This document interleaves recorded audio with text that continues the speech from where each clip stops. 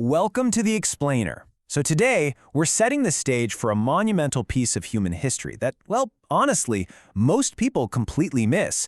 We spend so much time learning about certain ancient civilizations, but today, we're going to uncover a true titan of the ancient world that has basically been left in the shadows. Let me ask you something. What if I told you about a forgotten African superpower? An empire so massively powerful and expansive that it was out there actively trading with Rome, Persia, India, and Arabia. An empire rich in gold, ivory, and profound knowledge. It challenges so many of our preconceived notions about ancient global dynamics, doesn't it? Okay, let's dive right into this. You know, we all read about the ancient giants in school, right? Rome, Persia, China. But nearly 2,000 years ago, there was another one, the Kingdom of Aksum. And this forgotten giant wasn't just sitting on the sidelines. It was sitting right alongside those legendary empires in terms of sheer global influence. They were an absolute peer to the great powers of antiquity. Just to give you a quick sense of how incredibly advanced this civilization was right out of the gate, they minted their own coins, built massive international trade networks with India and Arabia, and were one of the earliest adopters of Christianity in the entire world. They had a remarkably vibrant culture, just incredibly rich in knowledge. Section 1. The Birth of a Kingdom, Controlling the Red Sea. So, backing up to the 1st century AD, Aksum emerges in what is now modern-day northern Ethiopia and Eritrea, and their geographical location, an absolute goldmine. They were sitting right near the most important trade routes connecting Africa, Arabia, India, and the Mediterranean world. With merchants constantly traveling through, Aksum quickly became globally famous for its own highly sought-after luxury exports. We're talking ivory, gold, frankincense, and even exotic animals. And the rulers of Aksum were incredibly sharp. They realized a fundamental truth pretty quickly. Controlling trade meant controlling wealth. By becoming the ultimate middleman, enormous wealth flowed directly into the kingdom.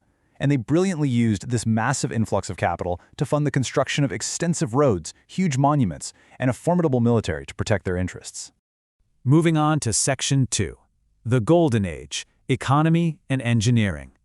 Now, and this brilliantly illustrates their ingenuity, their success wasn't just out on the ocean, it was driven by highly advanced domestic engineering. To support a rapidly growing population in a difficult environment, they couldn't just rely on standard farming. They literally engineered complex terraces into steep hillsides and invented highly innovative crop methods specifically designed for an unforgiving landscape. They essentially re-engineered their geography to sustain their society. Then there is their economic infrastructure. Aksum was one of the very few ancient civilizations to actually mint its own currency.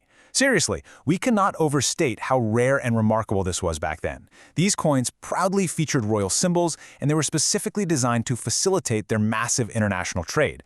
They built a true, highly sophisticated economic machine. Section 3. King Ezana and the Christian Shift. So let's talk about King Ezana. He's one of the most famous rulers of Aksum, and his reign sparked a massive transformation.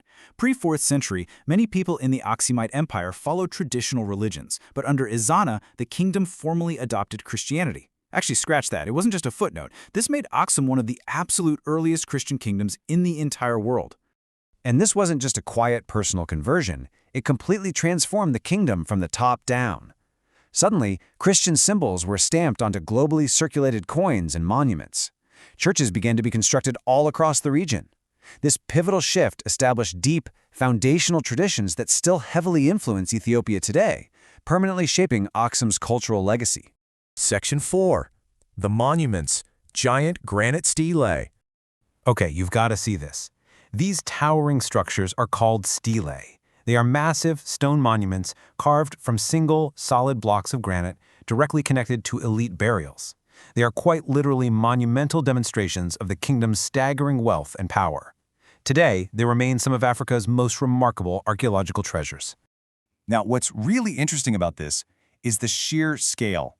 Some of these single-block granite structures reached heights of more than 20 meters. That's like a 6-story building. Just imagine the mind-boggling brute force and precision required to manually cut, transport, and vertically raise these towering monoliths, all without a single piece of modern machinery. It is an engineering feat that remains deeply impressive, for sure. Which brings us to Section 5. The Fading Giant, Decline of an Empire. Despite spanning nearly a full millennium of absolute power, from their emergence in the 1st century right through their magnificent golden age, even the greatest superpowers eventually face their dusk.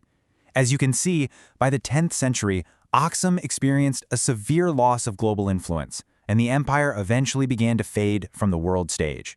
So what exactly happened? Well, it was a perfect storm. First off, trade routes shifted. New powers emerged around the Red Sea and Arabian Peninsula, drawing merchant traffic away and essentially evaporating their economic lifeblood. Second, environmental challenges damaged that highly advanced agricultural system. Combined with intense political pressures from neighboring regions, the kingdom slowly and inevitably fractured. So, the crucial point is this. Although the kingdom declined, its legacy never disappeared. It didn't just vanish into thin air. Its foundational influence lived on, woven deeply into the culture, the rich history, and the deeply rooted religious traditions of modern-day Ethiopia. It all comes back to this simple truth. The Kingdom of Aksum was not just an African empire. It was one of the great civilizations of the ancient world. They connected massive continents, engineered monumental architecture, and definitively proved that Africa was home to globally connected superpowers long before the modern era. So, with all of its staggering wealth, engineering marvels, and undeniable global influence, why does this ancient African superpower remain unknown to so many of us? It really challenges us to completely rethink the scope of the history we've been taught. Thank you for joining me to explore the Kingdom of Aksum on this explainer.